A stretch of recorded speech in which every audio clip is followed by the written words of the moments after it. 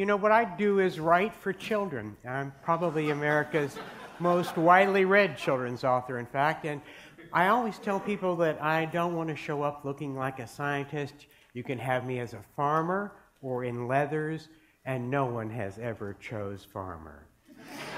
I'm here today to talk to you about circles and epiphanies.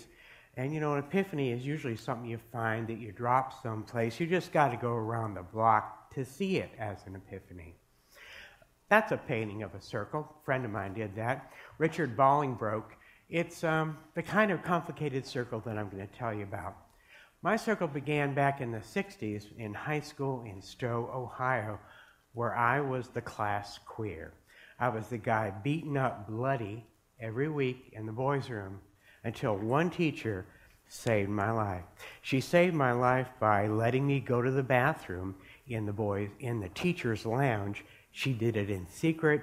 She did it for 3 years, and I had to get out of town. I had a thumb, I had $85, and I ended up in San Francisco, California, met a lover, and back in the 80s found it necessary to begin work on AIDS organizations. About 3 or 4 years ago, I got a phone call in the middle of the night from that teacher, Mrs. Poston, who said, "I need to see you. I am disappointed that we never got to know each other as adults. Could you please come to Ohio and please bring that man that I know you have found by now?" And I should mention that I have pancreatic cancer, and I'd like you to please be quick about this. Well, the next day we were in Cleveland. We took a look at her, we laughed, we cried, and we knew that she needed to be in a hospice. We found her one, we got her there, and we took care of her and watched over her family because it was necessary. It's something we knew how to do.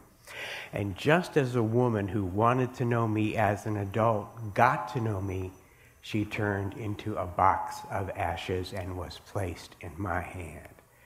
And what had happened was the circle had closed. It had become a circle. And that epiphany I talked about presented itself. The epiphany is that death is a part of life. She saved my life. I and my partner saved hers.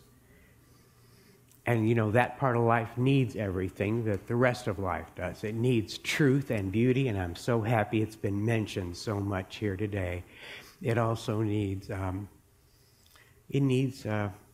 dignity, love, and pleasure, and it's our job to hand those things out.